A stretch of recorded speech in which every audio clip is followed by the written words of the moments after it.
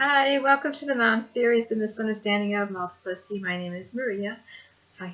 I haven't made a video in a while, so I haven't made a video about multiple personality or MPD or DID or anything other than crafting.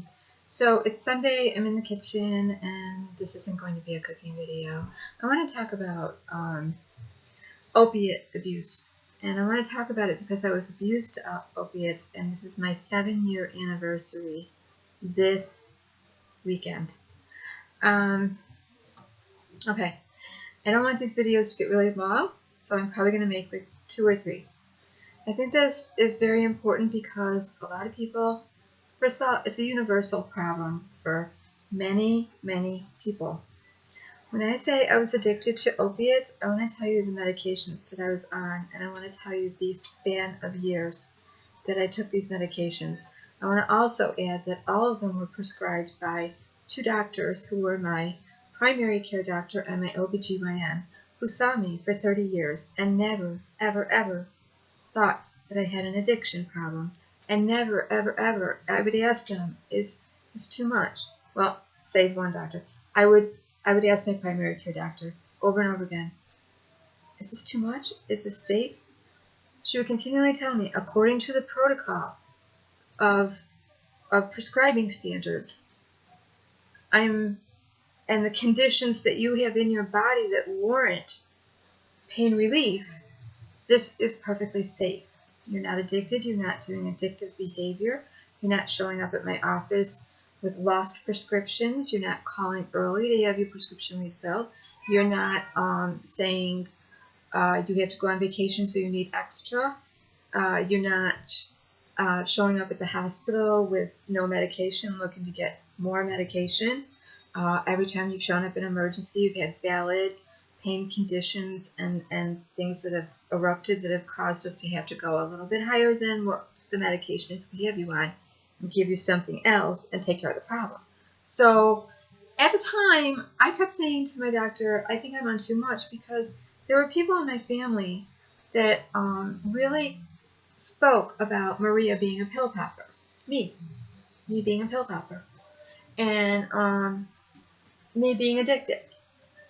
And I never thought of myself as addicted, because every drug I was taking, and there were a lot of them altogether, for many years, was given for a perfectly valid medical syndrome condition with pain and inflammation in my body that warranted me taking those drugs. Or a condition that came about after a surgery or after a sickness in the hospital like meningitis that warranted me taking these drugs. Okay, let me begin with my drug history. I was addicted. I want to be clear about that. I was very addicted. But I never saw myself as addicted, because as long as you have a prescription and a doctor saying it's okay, you can take this. So I literally had to fight my doctor. For about 4 years, I fought her. I said, I want off all these medications. I don't want to be on them. Now, I had always been a very petite person. I had never been more than 110 pounds, but when I was pregnant with my children, and even at pregnant, at the very most, I was 122 to 125. I never gained a lot of weight. And by the time I got home, I was usually down to 115, 114 from delivering, and a couple weeks later, I was usually thinner than the 110. I usually went down to like 108 or 106. So I was always a very petite person. I waitressed a lot. My dad had a restaurant, so I waitressed at the restaurant. When I went through my divorce, I decided I wanted to go back to college, so I went back to college and I was really between a lot of things. I didn't know if I wanted to go back to nursing, psychology, or social work. I really wasn't sure. College was like a buffet, which is what it should be for people, where liberal arts, I just got a little bit of this and a little bit of that and thought, what do I want to do? But I knew I had to matriculate, and I hated that I had to matriculate. So I would keep matriculating into programs like nursing, and then medical transcript, and then law, and then criminal law, and then social work, and then I just was all over the place. I would find a few things I liked in liberal arts and think, that's what I want to go into. That's what I want to do for a career. Finally settled on the advice of my student advisor, who said, you pretty much got 3 degrees going on here. You're about 3 steps away from a full-on psychology degree. You're about 2 steps away from a RN. I was waiting for the RN program to open up. And you definitely are all the way into a social work program. So, you know what I do. I kept taking extra classes because I still wasn't sure. But I went into social work. So I was working at my dad's restaurant, and I was working also at Perkins Cake and Steak. Casablanca was a restaurant here in the local area. It was a Greek restaurant. And I was shuffling hours in between. I was moving, going. And taking care of my kids, but not enough. Honestly, they were raised by babysitters. They were. I can say that now, and I can apologize to my children and say, you know what, I was working so many jobs, I was not thinking of you kids enough. There were too many babysitters in our life. I just had this goal in front of me where if I could get a well enough paying job to be able to go to work from 9 to 5 and come home and be with my kids and go to all their school things and be with them on the weekend, maybe one weekend day work, I'll be okay. The kids will be okay. Everything will be fine. I won't be chasing my tail at jobs to make enough tips, to make enough money, to make enough, just one thing, one flat pay that I can, and then I could sub in a little waitressing on the side. I always thought there's something I could do on the side in case. Okay, so I had a really good plan, had a good life plan. But there was a lot of hours for my kids to be being dragged around to babysitters. And most of the times I could find a young girl in the neighborhood that could babysit while I was waitressing at night. And a lot of times that girl, her mother, the mother of that younger girl, would come along to make sure that things were going okay. But again, I have to keep apologizing to my kids because I feel like I'm not alone in this. A lot of people that, I know I'm not alone, that raise their kids that are divorced or single parents. If you don't have that other family member like a grandmother or auntie or that stable person, you do have to depend on babysitters and daycares and preschools. And I didn't have in their very early baby years, we did have their nana and papa and their grandma, but as like babies, but not enough time to really facilitate a working job. Okay, so I ended up working a lot of jobs, probably kaputted my body, and really when I noticed that I began to use a medication to get through the day was when I was overworking and going to school. But I want to give you my medical and drug history so you can understand how I developed something called hyperanalgesia. Hyperanalgesia is the opposite effect of when you take an analgesic or an opiate to get body relief. Okay, and most of you probably know this if you've been taking maybe Tylenol or over-the-counter drugs like Aleve or Advil, and maybe you have a really bad headache and you've always been able to just take 2 Aleve and knock it out for the day. But then you don't want the headache to come back, so you start taking 2 Advil according to the dosage all day long. Now the next time you're really, really sick, because you want to keep that headache away, right? The next time you're really, really sick and your body's flared up with something, you take the 2 Aleve, but it's really not working as good. This happens with every single drug that you are given. Benzodrines, benzos that bring you down or tranquilize you or relax you, like Valium, Versed, Transine, Ativan, Xanax, let me think of a few more, Liberax, Librium, all these are in that benzodrine group. Okay. Pain relievers would be Darvon, Darvocet N100s, Percocet, Percodan. One has aspirin in it, one has Tylenol in it. oxycodone, hydromorphones, Dilaudid, Demerols, fentanyls, morphines, and this is where you start to get in trouble. With Vicodins, you're looking at oxycodones. I'm trying to think of a few more. Can't think right now. It'll come back to me. Okay, first of all, when I was 10 years old, I had a tumor on my thymus gland. It was the size of a grapefruit. I was a tiny itty bitty person. I was just a little 10-year-old. In 1969, I had what's called a thymectomy. So basically, 2 thoracic surgeons had to go in and cut this tumor out, break all my ribs, put my heart over here. It was a big surgery. Okay, so I ended up in critical care unit, in the intensive care unit, where people could come to visit me, my parents, and 2 at a time on the odd hour for about 10 minutes. And what I remember about that, I remember a lot, unfortunately, is that I was in excruciating pain and I didn't want to take a breath, and they were just giving me morphine around the clock. Morphine around the clock.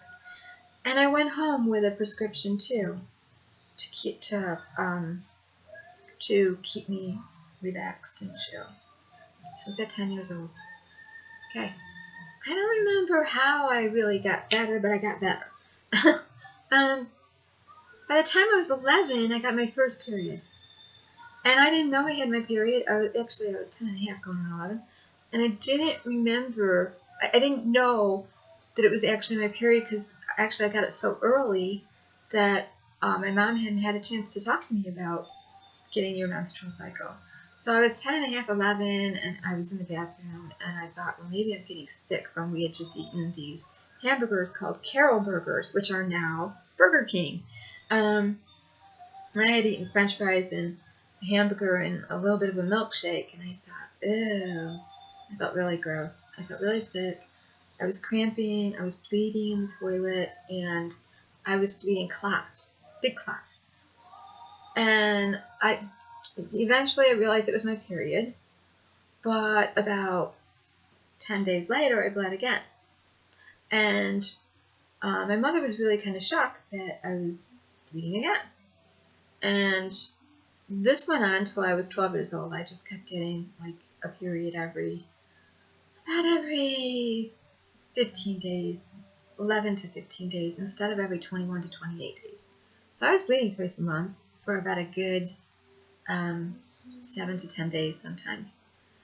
And I was bleeding a lot of clots, and I was getting very dizzy, and the cramping was incredible. And when I tell you this, I did not know that I was in labor for my children, because it felt just like a normal period for me. So when I went to have my children, I didn't not that I didn't say a word.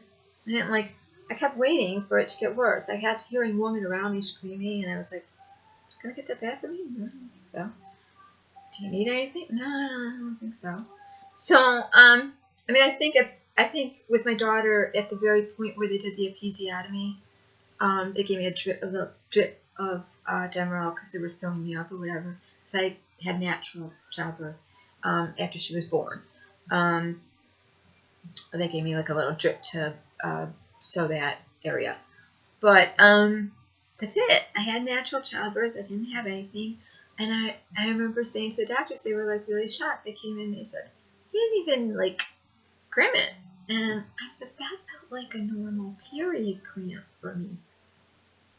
And that is how it is with some women. Okay, so some of us have a higher tolerance to pain.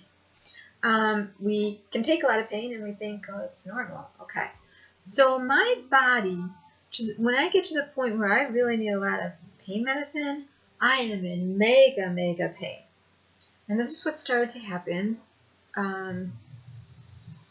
around my period time, cramping.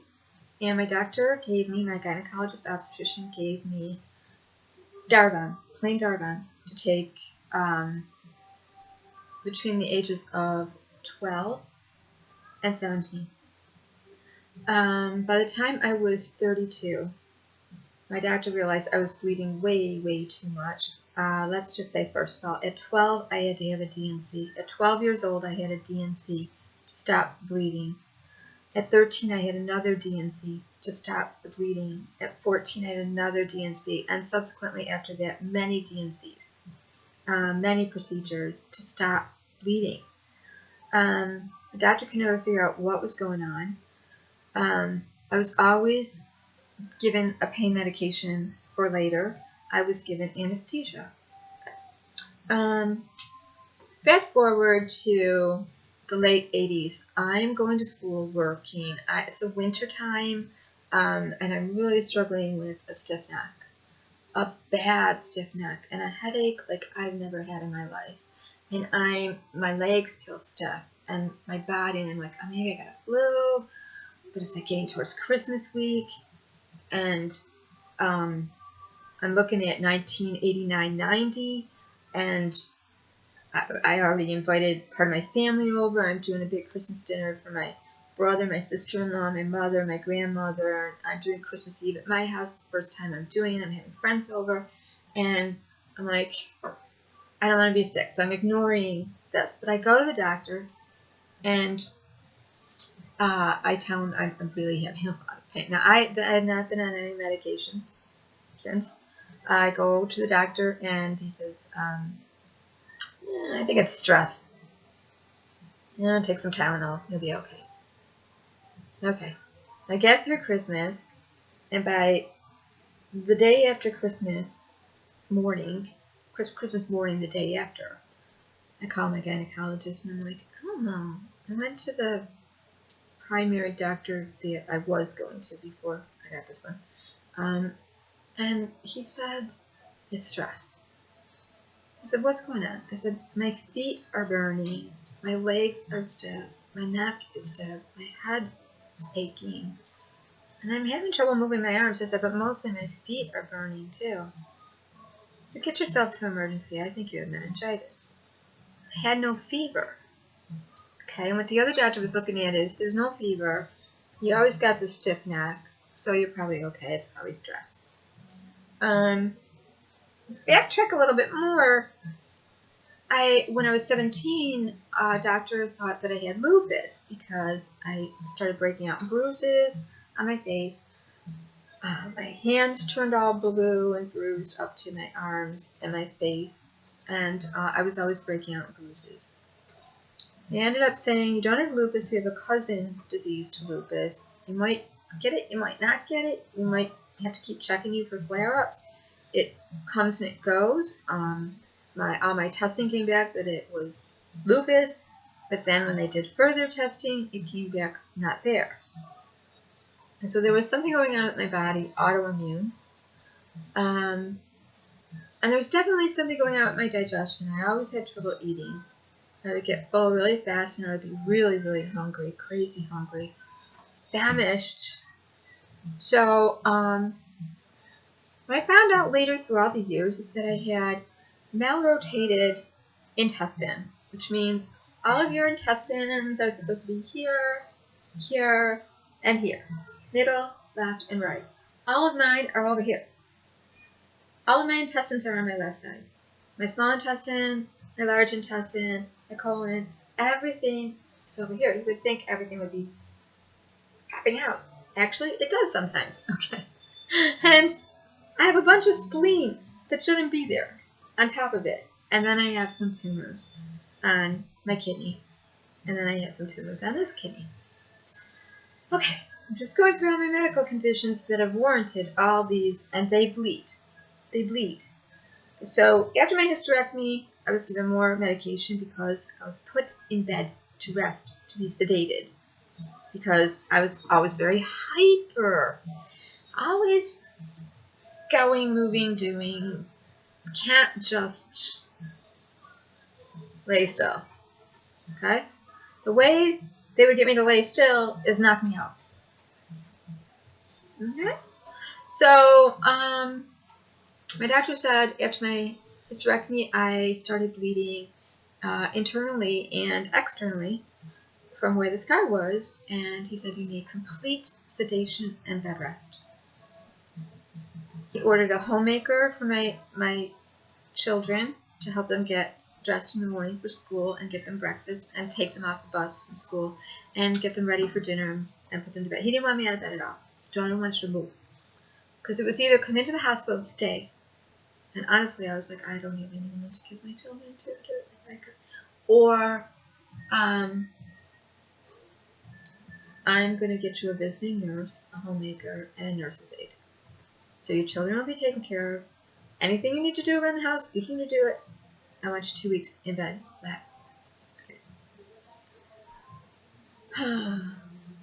He ordered a drug called Soma, cariosoprolol, which is known to be a sedative drug and a muscle relaxer. So in the class, it was never a controlled substance before, but now it is.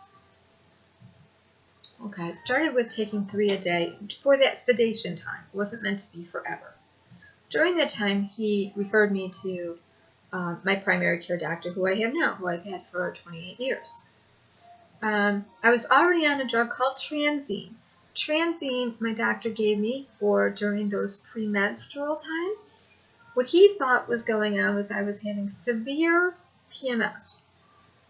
He said for a lot of women, it works to have a little Valium around their period time because I was getting very agitated around the time I would get my period. And he thought a little Valium around my period time might calm down the cramping, help me to sleep better, and comfort the agitation I was going through. Okay. And if you got your period 2 times a month and bled the way I did, clots nonstop, to where, you had to have blood plasma given to you, you would want some relief too. So I put up with it a long time, and I didn't want Valium. I knew that my mother had been addicted to Valium, and I was very, very frightened of it.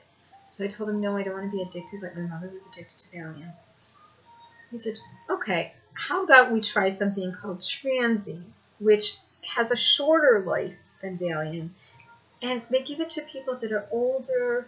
They give it to, it's used for all kinds of things, but you won't get addicted to it because I'm just going to give you a little dose, 3.75 milligram. And according to protocol and prescribing standards, I had everything that warranted taking a 3.75 milligram Transine just during the time of my period. Okay. Now, I started having panic attacks. What I didn't realize is that I was probably having rebound on the times I was not taking the Transine. So my body was reacting because it was used to the Transine. Like I would take it for like 15 days during that period of time. And then I was having panic attacks. Now, there are 2 things. Panic attack could have been really I was hyperthyroid, which we found out later. Or it could have been rebound withdrawal from Transine. Because any drug you take, I don't care if it's an Advil, an Aleve, a Tylenol, I don't care if it's, let me show you a good one here. Let's see. This is prescribed on TV all the time for women, Marilax, right? Getting a little bit backed up, feeling a little sluggish, no problem. Take Marilax. Guess what? Anything you take, your body gets dependent on. Anything. Our bodies are incredibly adaptable. We give it sugar every day, it wants sugar. If we start putting dairy in our stuff, it wants dairy. If we're using salt, all of our food needs salt. But if we stop using these products, our bodies will flow naturally too and go back to the natural. So let me just break it down and tell you that I went from 3.75 Transine during my period to 7.5 milligram Transine, 3 to 5 a day for the rest of my life. For stress. Now, My primary care doctor said it's a safe dose. The Soma, 3 a day during that sedative time, so I would stop bleeding and stay still, which I never could stay still. Ask my kids in between the time that my nurses, homemakers were there. My kids knew I was getting up, and they were telling the nurse, "Mommy was up," because I couldn't just lay there like bored, and so I was always up and running around, and it's just in me to be moving all the time. But for about 30 years, my life was interrupted with being stilled. Okay? Now, I talked about out here during the therapeutic process how you have more aches and pains, and you're tempted to go for an anti-anxiety drug or a pain-relieving drug. When you're going through therapy, any therapy, and with me, my children ended up living with my cousin, so I had real good motivation to go delve into and figure out how to fix this multiple personality or dissociative identity disorder, whatever you want to call it. I had good reason to be in therapy and to get better. But all that delving back into the past and going down into rabbit holes and drudging up everything and wondering, okay, if I work on this enough, can I get better? Really brought a lot of pain to my body. And after about 5 years in therapy, I was now taking 6 Soma a day. My primary care doctor said it's fine. I was taking 5 Transine, 7.5 a day. During illnesses, they would give me Darvocet N100. I had basically been taking Darvon from a young child and then was just transferred to Darvocet M100. I had been on that for about 30 years. Darvocet M100s, or some form of Darvon. For a short period of time, they were giving me Percocets or Percodans when I had meningitis. I became allergic to them, thank God, and was switched back to Darvocet M100s. But during that time period, I want to give you a list of the drugs I was on. Soma, Transine, Demerol shots, Toradol shots. Toradol shots were being given to me at home from nurses. They were coming to give them to me. Demerol shots were being given to me. Then it switched to Darvocet M100s, Soma, Transine. Those were the main drugs. And a blood pressure pill, which was basically, it was from, my blood pressure had gone really high when I gave birth to my children, and I ended up with something called toxemia with my daughter, right at the point of delivery, and I ended up with something called preeclampsia right at the time of delivery with my son, which made my blood pressure go up to stroke level. So when I got meningitis, my bladder was damaged, and I had to self-cath for about a year afterwards.